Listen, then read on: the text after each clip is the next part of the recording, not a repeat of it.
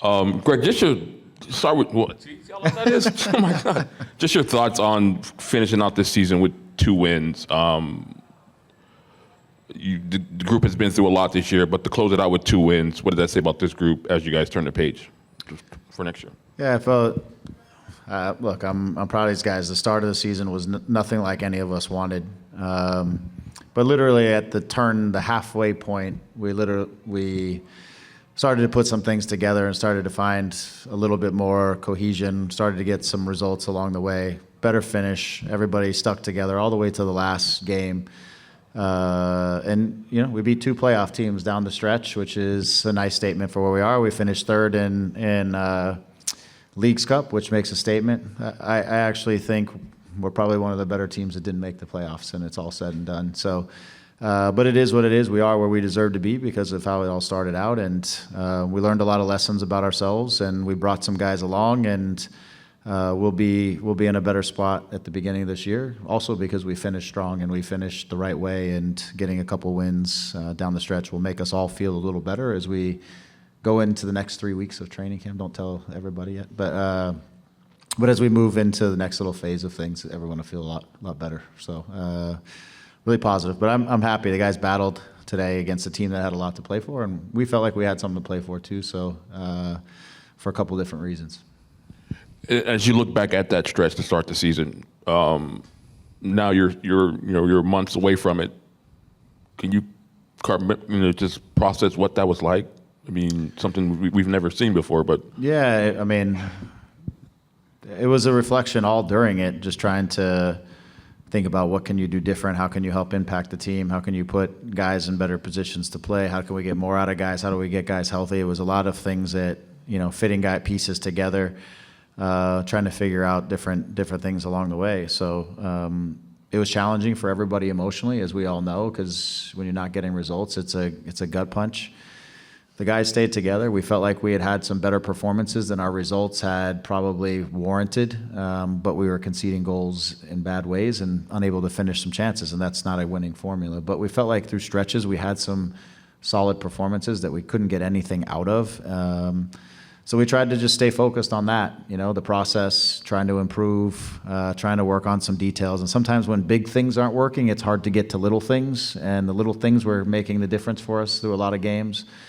But yeah, we found some stability, and then we were able to, again, I think, get into a rhythm, start to see more of our principles. The speed of our game started to pick up a little bit more. When we're a good attacking team, we're a better defending team too, and I think those things started to fit together because oppositions were now having to deal with us. We found a transition game again. We had no transition game at the beginning of the year, with Joe out and Gabe in and out, and so it was a process. But we learned a lot about ourselves. We learned a lot about the necessary pieces that we need to really function how we want to. I mean, we had a good sense, but just where we are, we've learned a lot. So we have to take that. We've got to do some good off-season work with it. Then we got to come in ready to fire right from the beginning, because we may be into it really quick, but we'll see. Greg, I know we talked about Elijah, and I think we talked about John Nelson a bunch, but in this game tonight, they both seemed like they had standout games again. I mean, what does it say for Elijah that he looks comfortable in the system, he's pressing the pace, he's finding outlets, he's creating some space on his own? I mean, how much of a jump forward has he made just in almost seems like half a year, really? Yeah, I really think he was in his head a lot of the early first part of the season, and it's not abnormal. And I think he was just trying to process a little bit of how our system functions, what his role was going to look like, the speed of the game in MLS. We weren't winning games, which always puts a little bit of weight on things. So I think actually by taking a step back, him taking a little bit of time to work in training and to watch some games where we actually played well and some things functioned, and talking to him as the season progressed, he's like, I feel a lot more comfortable with what we're doing now and what I need to do. And then it just became repetitions. He's got great power. He can really cover ground. He has soft feet for a big man. One of the things I think he really did tonight was his running through the line created more space in front of Gabe to be able to attack. We saw Gabe less standing on the ball, but more, especially in the first half, driving with the ball, moving forward, which is where Gabe is at his best. He had a couple shots kind of trailing in the space behind Elijah. They were able to play Elijah in a few times. So I felt like he did a great job of creating forward momentum on that side of the field, which also I felt like it really helped Gabe, which is something he's been missing, I think, over the course of the season. Just he's been trying to change the speed of the game, and I think he's best when the speed of the game has been changed for him, and now he just needs to keep up with it. So I think he had an impact on others, not just himself and the team. And again, I think he's learning. I think you see a lot of confidence in him now. I think a lot of clarity in his mind. And that gives you a lot of, I think, him and all of us a lot of comfort when you're on the field. And now his natural qualities are starting to come out. So I was really pleased with him. And John was a machine again today. He had a couple of different roles. In the first half, he was getting a little higher up the left side. In the second half, we held him a little closer in the build. Then we switched from building in a 3 to building in a 4. So his roles kind of changed in there. But defensively, he has such a good instinct and feel for things. And sometimes he puts out fires and he reads some things that are unique to John, because he has that, probably his tendencies a little shifted towards the defending side and a little less on the attacking side, which is, I thought he was excellent in that regard tonight. So I was proud of him. I saw his dad. I told him he was outstanding tonight, and so we all saw the same thing. And any significance with the minutes for Eric there at the end? Maybe, but not necessarily. I think it's kind of still to be determined, but it leaves it in a position where anything can be considered here as we go into the offseason. Yeah. Hey, Greg. First off, just in this game, what was going on with Peck not getting back into the game, and then Yamani, them not letting this up again? Those are the new rules that we have to abide by. So, I mean, this one I don't understand. Their guys run into each other. One of them gets up and fine, the other one's down, and we has to get help. He gets to come off and go right back on. Their guy puts a forearm shiver into our guy who goes down, no foul is called, he needs help, and then he has to stay out for 2 minutes. That one I don't understand. I understand the rule, but I don't understand how it doesn't get applied in one situation but applies in another. And I understand the nuance of their two guys running into each other, but he needed assistance, right? And it was through no fault of theirs or ours, I guess, but I didn't get it. But that's why Gabe got treatment on the field, and it wasn't a yellow card, and it wasn't a head injury, and so therefore he had to sit out. And so, we're trying to prevent time wasting. So sometimes there's logical situations that aren't time wasting, but anyways, that's the rule. With Mickey, Nasi evidently took too long to get off the field, and so then Mickey has to stay off the field for a minute. But then a minute could become 5 minutes. It all depends on when the next stoppage of play is. And so, anyways, I showed my frustration in the rules. That's all. That first one, it's like, okay, so if I go and I knock some guy down and he needs assistance, it helps my team. Maybe I should knock more guys down. Yeah, there's a lot of different logics. I can tell you, it's in some ways I understand it later in games when guys like to go down with cramps and hang around, and it slows down the game and it does stuff. It has taken a lot of that away, to be fair to the rule. I just think there's other times that are, especially when you have VAR and they're more logical, and you can go, hey, he took it in the ribs, this isn't a whatever, or it's a logical moment that people aren't wasting time. Then that's when I have a hard time and I get frustrated with it. But it is what it is. You guys finished, 26th overall? You finished ahead of Kansas City in the West. Celebration. I'm not celebrating now. Sorry, I'm not. Okay. I'm not celebrating. There's nothing great to celebrate about that. I think we remain focused on our process. I think we had improvements through the course of the year. I think we finished with 2 wins. We learned a lot we saw players come forward who are young and are going to really benefit from this last stretch, and the group really fought till the end. The group took a Champions League spot out of a tough tournament. There's a lot of positives to take, but our standing is not one of them. Okay. As you were going through the year and figuring things out, and players becoming better acquainted with the league, better in tune with your system, players coming back in from injury and all of that, and you're really experimenting and trying different things. Are the things you look at that you ended up settling on that you feel that you might have been able to figure out earlier? And the one that comes to mind with me is, when Diego went into midfield, it just changed everything. Might that have been something to figure out earlier? Maybe. That coincided with Marco getting healthier. It coincided with Joe getting healthy, who missed the first part of it. because as Joe came onto the wing, then that afforded us a little bit more of moving Diego into the middle.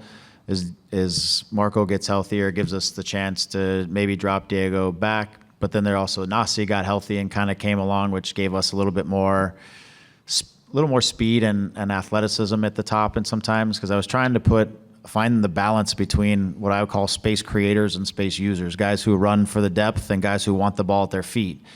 And at times I felt like, man, we got too many guys that are looking for the ball at their feet and not enough guys that are threatening the opposition. And the opposition was just pressing us in and we weren't getting behind, and that's when you don't have a Joe and you don't have and Gabe running through the line. So for me, it was a little bit of timing on each of these things that allowed us to kind of get there. And then you're trying to bring, obviously, Lucas, trying to settle him into the league, and Elijah trying to settle into the league. So as we got healthier, I think things started to, again, healthier and a couple guys settle in, things start to piece together, and it helped us. It helped me to find better solutions as well. And I don't put that on everybody else. It would just again, the balance of things on the field started to look a little more appropriate for how we want to play the game. And so it also brought a transition game into us.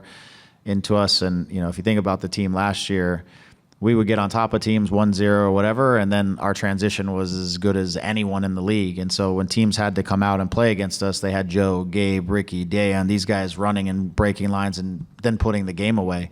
We couldn't get on top of games, and then we didn't have that ability to break away if we were. So it just kind of with timeline and things piecing together, and guys coming together.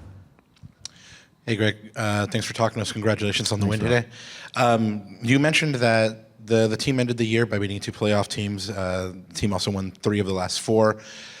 When you see that, does that make the beginning of the season a little bit harder to stomach, or does it give you a reason for optimism for 2026? And then sidebar to that, what does it say to you that the team was able to dispatch this Minnesota United team, a top 4 team in the league, with relative ease? I mean, no big chances on goal today. Thank you.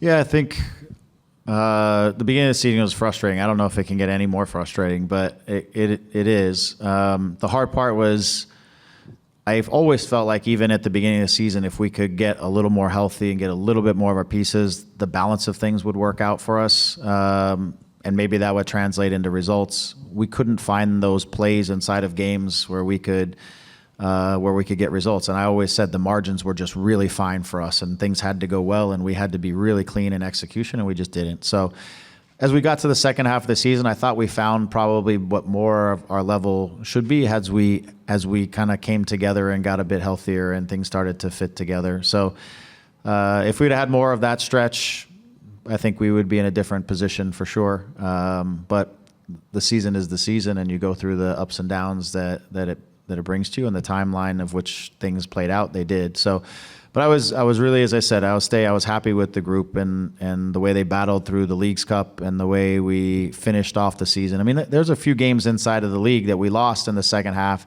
where we kind of rotated and we were playing Leagues Cup and we weren't necessarily focused on the result of the league either. And so we maybe lost a couple potential opportunities inside of that because we were playing really playing Leagues Cup. So and then there were some games in the second half of the season where I felt like, I think of St. Louis and the goal we give up late there, and San Diego, we give up a really late goal there, and I'm sure there's some others along the way, probably one recently.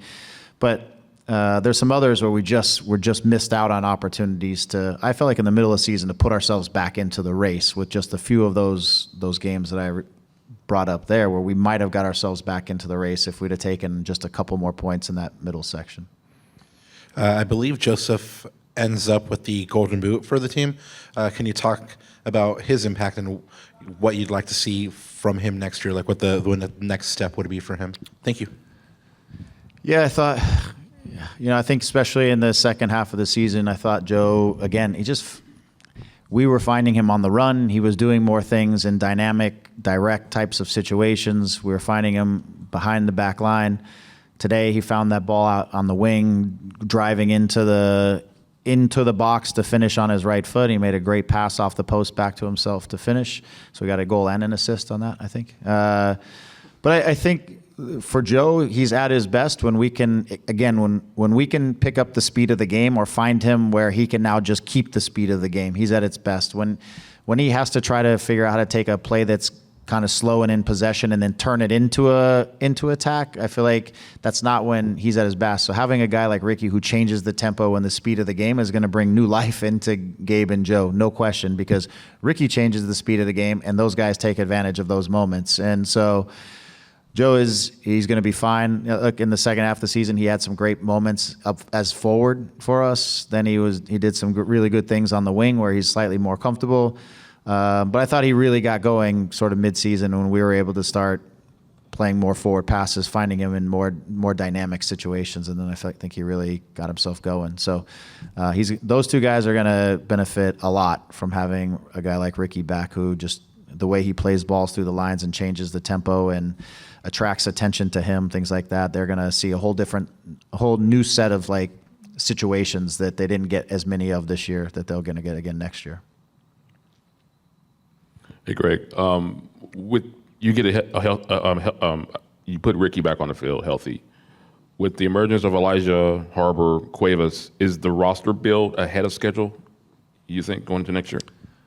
Potentially, yeah. I mean, I think there's, we're talking through. There's work to do for sure, but when you see guys like Harbor emerging and Elijah emerging next year, I'll say we need to be good and we need to be deep. Because with the break that's going to come for however many 6-7 weeks, whatever it is in the middle of the season for the World Cup, things are just going to get pushed together on either side, which means you're going to have to play more games more frequently, and we're going to have to rotate, and you're going to want to keep your level high. And so having those guys emerge, it definitely helps us to look at it and go, okay, we're seeing our depth and we're seeing quality kind of emerging in our roster, and now we have to be very specific about what pieces we need to try to, again, raise our level. And some of that's in the starting group, and some of that is going to be in the depth of things as well. So, but certainly anybody who grew up this year is a positive thing for what the future will look like. So, yeah. Hi, Coach. Steve Honier from FIFA.com. Congratulations on the win. Thanks. Could you just talk a little bit about what kind of presence Maya Yoshida has been for you this season? 37 years old, just finished his 22nd season in professional soccer. What kind of presence has he been for you on and off the pitch? Yeah, Maya is the consummate professional. I mean, he's a guy that just works so hard. He's so disciplined. He's routine, detail oriented in the things he does. So he's a great example for guys. You don't play as many years as you said because you do things lax. You play that long because you're on it and you're super professional, and that's Maya. So I think again, just his presence, leadership in that type of way is helps a group, especially when you have some young guys around that are developing and are coming along. It helps to have a professional like Maya around, no question. This was probably one of the first years in his career where he had some soft tissue stuff that he had to deal with. So it was start and stop. We still had to rely on him whenever he was healthy. We were relying on him heavy again at 37, and that's a lot for him. But he wouldn't have it any other way. I can tell you, even if he was kind of injured, he was fighting to be ready to play. So that's another thing. Just a guy who wants to be on the field and will give anything to be on the field is a great example for the next guys that are going to be taking on those types of mentality and those types of roles. Yep. Thanks for your time, Greg. Good. Okay. Thank you, Greg. We're all Thanks, set. everyone. Thank you.